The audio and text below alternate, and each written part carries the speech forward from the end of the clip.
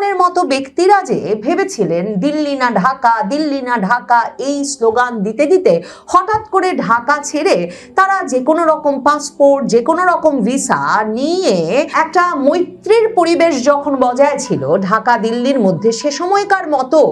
সরকারি সুযোগ সুবিধা নিয়ে চাইলেই দিল্লি ঢুকে পড়বেন, দিল্লি সুস্পষ্ট বার্তা দিল যে তারেক রহমান সরকার বা বাংলাদেশ সরকারের সঙ্গে তাদের এসব মাখামাখি এখন নাই। চাইলেই দিল্লি না ঢাকা স্লোগান দানকারীরা হঠাৎ করে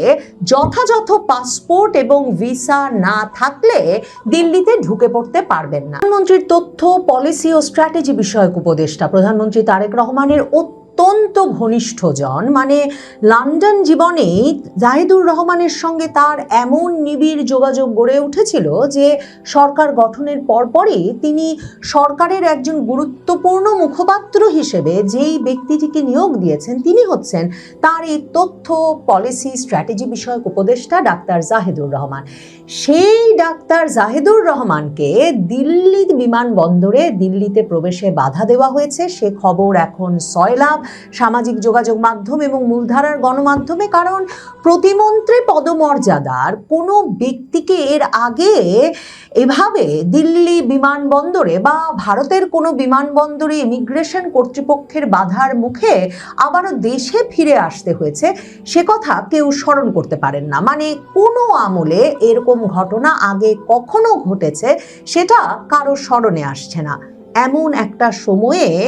দিল্লিতে বিমানবন্দরে ইমিগ্রেশন কর্তৃপক্ষ বাংলাদেশের প্রতিমন্ত্রী পদমর্যাদার প্রধানমন্ত্রীর তথ্য উপদেষ্টাকে কেন 2.5 ঘন্টার বেশি সময় বিমানবন্দরে বসিয়ে রাখলেন এবং তারপর দিল্লিতে প্রবেশে বাধা দিলেন, সেটা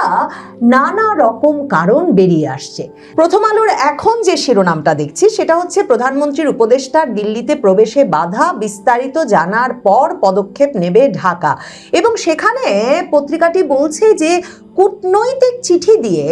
আগে জানানোর পরেও রোববার সন্ধ্যায় ভারতের ইমিগ্রেশন কর্তৃপক্ষ নাকি রহস্যজনক কারণে প্রধানমন্ত্রীর উপদেষ্টা জাহিদুর রহমানকে দিল্লিতে ঢুকতে বাধা দিয়েছে। এখন উপদেষ্টার সম্মান রক্ষার্থে কিংবা প্রধানমন্ত্রী তারেক রহমান সরকারের সম্মান রক্ষার্থে বাংলাদেশের সংবাদ মাধ্যম রহস্যজনক কারণ বলছে বটে, তবে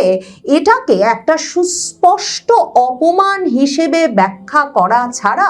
আসলে অন্য কোনোভাবে ব্যাখ্যা করার সুযোগ অত্যন্ত কম। দিল্লিতে ইমিগ্রেশন কর্তৃপক্ষ 2.5 ঘন্টার মধ্যে নিশ্চয়ই জানতে পেরেছিল যে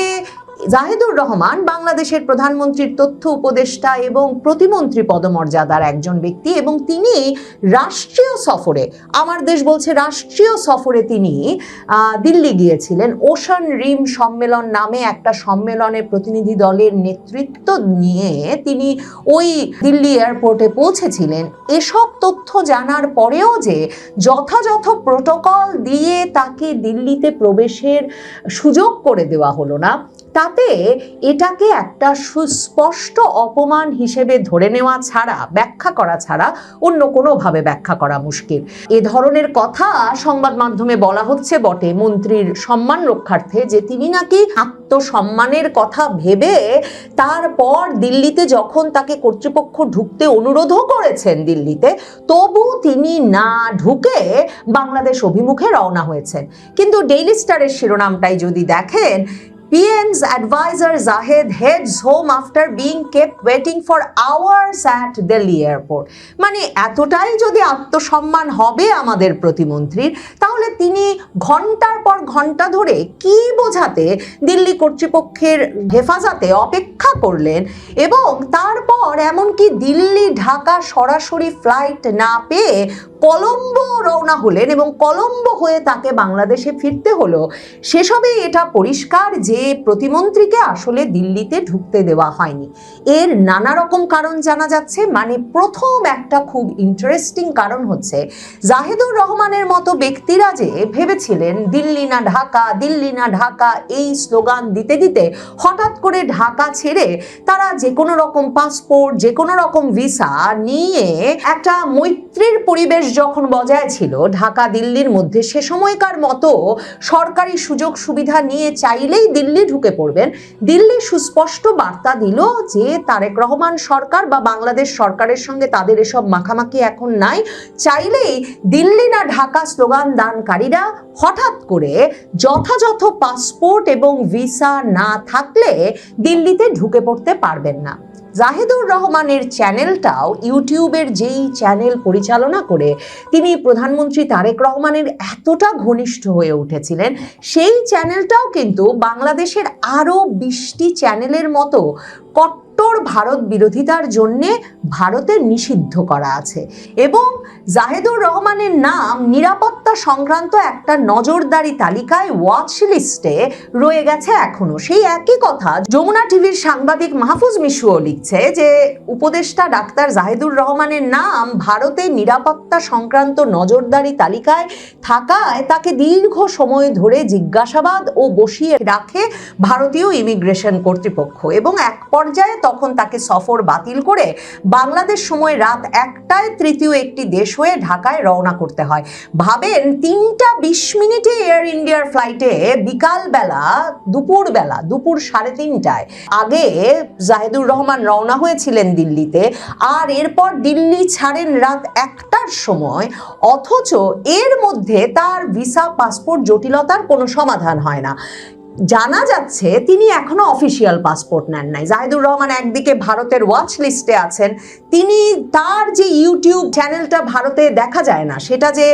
ভারত বিরোধিতার জন্য বন্ধ করে রেখেছে, এবং সেই সুবাদে যে তিনি একটা ওয়াচ লিস্টে থাকবেন, সে কথাটা তথ্য উপদেষ্টা জাহিদুর রহমানের মতো মেধাবী ব্যক্তি কেন উপলব্ধি করতে পারলেন না, এবং কেন সেটা পররাষ্ট্র মন্ত্রণালয়ের বরাতে আগে থেকে আলাপ করে ভারতের পররাষ্ট্র মন্ত্রণালয়ের সঙ্গে মিটিয়ে রাখলেন না, সেগুলো বরং বড় রহস্যজনক কারণ হয়ে দেখা দেয় জাহিদুর রহমানের সাথে দিল্লি এয়ারপোর্টে ঘটে যাওয়া এই ঘটনা বিশ্লেষণ করতে গেলে। জানা যাচ্ছে জাহিদুর রহমান অফিসিয়াল পাসপোর্ট এখনো নেন নাই, তিনি তার ব্যক্তিগত পাসপোর্ট নিয়ে গেছেন এবং সেখানে তিনি সার্ক ভিসা নিয়ে সফর করছিলেন। এখন ওশান রিম সম্মেলনের রাষ্ট্রীয় সফরে যাওয়ার জন্যে সেই পাসপোর্ট, মানে ব্যক্তিগত পাসপোর্ট যথেষ্ট কিনা, কিংবা সার্ক ভিসা নিয়েই দিল্লিতে ঢুকতে চাওয়ার বিষয়টা যথেষ্ট কিনা, সেসব নিয়েও প্রশ্ন উঠেছে। এখন দিল্লিতে বাংলাদেশের হাই কমিশন বলছে বটে যে তারা কূটনৈতিক চিঠি দিয়ে আগেই জানিয়েছিল, কিন্তু উপদেষ্টার সঙ্গে তাদের যোগাযোগের দূরত্ব এতটা কেন যে তারা কি জানতো না যে উপদেষ্টা লাল পাসপোর্ট নিয়ে নয়, বরং ব্যক্তিগত পাসপোর্ট নিয়ে যাবেন? আমাদের হাই কমিশন কি নজরদারি লিস্ট থেকে উপদেষ্টা দিল্লি পৌঁছানোর আগেই তাকে যাতে সরিয়ে নেওয়া হয় আনুষ্ঠানিকভাবে, প্রধানমন্ত্রীর তথ্য উপদেষ্টা প্রতিমন্ত্রীর মর্যাদা সম্পন্ন ব্যক্তি হিসেবে সেই কাজগুলো, সেই দর কষাকষিগুলো, সেই আলোচনা সমঝোতার কাজটা ভারতের পররাষ্ট্র মন্ত্রণালয়ের সঙ্গে করেছিল, নাকি প্রধানমন্ত্রী তারেক রহমানের এই উপদেষ্টাকে এই ধরনের একটা অভিজ্ঞতার মুখোমুখি করে আসলে বাংলাদেশের পররাষ্ট্র মন্ত্রণালয়ও এক রকমের শায়েস্তা করতে চেয়েছে? দেখেন, আমি আপনাদেরকে আগেও বলেছি যে প্রধানমন্ত্রী তারেক রহমান তার মা প্রধানমন্ত্রী থাকা অবস্থায় বিএনপি জামাত জোট সরকারের আমলে 2001 সালে যেমন সরকারের ভেতরে হাওয়া ভবন সংশ্লিষ্ট ব্যক্তিদের একটা সমান্তরাল সরকার গড়ে তুলেছিলেন, এবার তিনি প্রধানমন্ত্রী অবস্থাতেও কিন্তু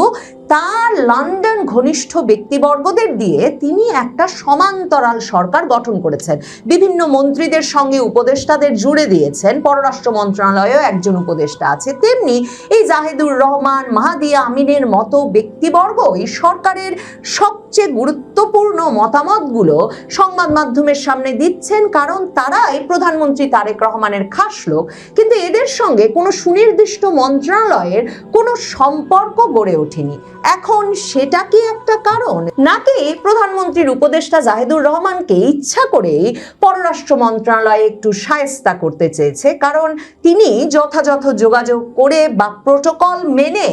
পররাষ্ট্র মন্ত্রণালয়ের সঙ্গে সঠিকভাবে যোগাযোগ করে তারপর দিল্লি গিয়ে নামেননি? ব্যাখ্যা যাই হোক, বাংলাদেশে যে ঘটনাই ঘটে থাকুক না কেন, নিশ্চিতভাবে জাহিদুর রহমানকে যে দিল্লি এয়ারপোর্টে 2.5 ঘন্টা বসিয়ে রেখে, কিংবা আসলে হিসাব করলে দেখা যাচ্ছে এর চেয়ে অনেক বেশি বেশি ঘন্টা বসিয়ে রেখে, কারণ রাত 1টায় দিল্লি ছেড়েছেন জাহিদুর রহমান, এবং তখন পরিস্থিতি এমনই বেগতিক যে তাকে দিল্লি ঢাকা ফ্লাইট না পেয়ে কলম্বোর ফ্লাইটে চড়ে বসতে হয়েছে। এই পুরো সময়টায় আসলে বাংলাদেশ হাই কমিশন, বাংলাদেশের দিল্লিতে নিযুক্ত রাষ্ট্রদূত রিয়াজ হামিদুল্লাহ, তারা কে কি করছিলেন, প্রোটোকল কোথা থেকে মন্ত্রীর জন্য ছিল, তারা কাদের সঙ্গে যোগাযোগ করছিলেন বাংলাদেশে, এসব প্রশ্ন যেমন গুরুত্বপূর্ণ, তেমনি কোনোভাবেই এই প্রশ্নগুলো না করবার উপায় নাই যে ভারত সরকার কি কারণে প্রধানমন্ত্রী তারেক রহমানের এমন খাস লোক, এমন একজন উপদেষ্টাকে দিল্লিতে ঢুকতে না দিয়ে বাংলাদেশ সরকারকে এমন একটা কঠোর বার্তা দিল। আমি আপনাদেরকে দীর্ঘ সময় ধরে বলে আসছি যে এই 4 মাস পেরিয়ে তারেক রহমান সরকার ক্ষমতায় আসবার পর 4 মাসে এই কথাটা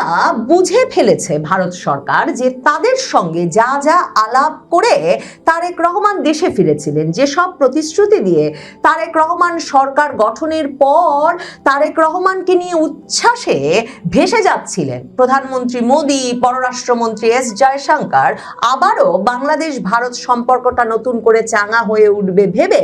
সেসব বিশ্বাস তারেক রহমান সরকারের 2-3 মাস সময়ের মধ্যেই ধসে পড়েছে ভারত সরকারের। বিশেষ করে আওয়ামী লীগের নিষেধাজ্ঞা বজায় রেখে করা অধ্যাদেশটাকে ইউনূস আমলের যখন তারেক রহমান সরকার আইনে পরিণত করলেন, সেটা যেমন একটা বড় ধরনের বার্তা দিয়েছে ভারতকে, তেমনি এই যে এসব জঙ্গি আস্তানা গড়ে উঠেছে সীমান্তবর্তী এলাকায়, সেসব বন্ধেও বা সেসবের বিষয়ে কোনো সক্রিয় ব্যবস্থা নিতেও যে তারেক রহমান সরকারকে এখন পর্যন্ত সক্রিয় দেখা যায় নাই। এই অবস্থায় আসলে ভারত তারেক রহমানকেও কোনো রাষ্ট্রীয় সফরে আর আমন্ত্রণ জানাতে পারছে না। মানে তারেক রহমানের মতো একজন ভারত বিরোধী প্রধানমন্ত্রীকে ভারতে নিয়ে গিয়ে প্রধানমন্ত্রী মোদী যদি দিল্লিতে উচ্ছ্বাস আর আতিথ্য দেখান, যেই আতিথ্যের প্রতিশ্রুতি তিনি চিঠিতে দিয়েছিলেন নির্বাচনের পরপর যে স্ত্রী কন্যা নিয়ে আসুন দিল্লিতে, আমরা অপেক্ষা করছি, সেই অবস্থাটা আর এখন নাই। এ কারণে এখনো দিল্লি সফরের কোনো আনুষ্ঠানিক বার্তা তারেক রহমান সরকার পায় নাই। এমনকি পররাষ্ট্রমন্ত্রী খলিলুর রহমান পররাষ্ট্রমন্ত্রী জয়শঙ্করের সঙ্গে দেখা করে এসেও তারেক রহমানের জন্য একটা আনুষ্ঠানিক দাওয়াতপত্র নিয়ে আসতে পারেন নাই ভারত থেকে। জাহিদুর রহমানকে দিল্লি এয়ারপোর্ট দিয়ে ঢুকতে না দিয়ে দেশে ফেরত পাঠানোর ঘটনাটা তাই কোনো রহস্য নয়, এটা দিল্লির এক সুস্পষ্ট বার্তা যে দিল্লিও কোনোভাবে বাংলাদেশের সঙ্গে সম্পর্কটাকে আগ বাড়িয়ে সৌহার্দ্যপূর্ণ করতে চাইছে না, এবং যেই মন্ত্রী, এমপি, রাজনৈতিক ব্যক্তিবর্গ এবং যেই বিশিষ্ট ব্যক্তিবর্গ ভারত বিরোধী বক্তৃতা দিয়ে বক্তব্য রেখে ভারত বাংলাদেশ সম্পর্কটাকে বছরের পর বছর খারাপ করতে করতে এই অবস্থায় নিয়ে গেছেন, তাদেরকে ভারতে কিছুতেই স্বাগত জানানো হবে না।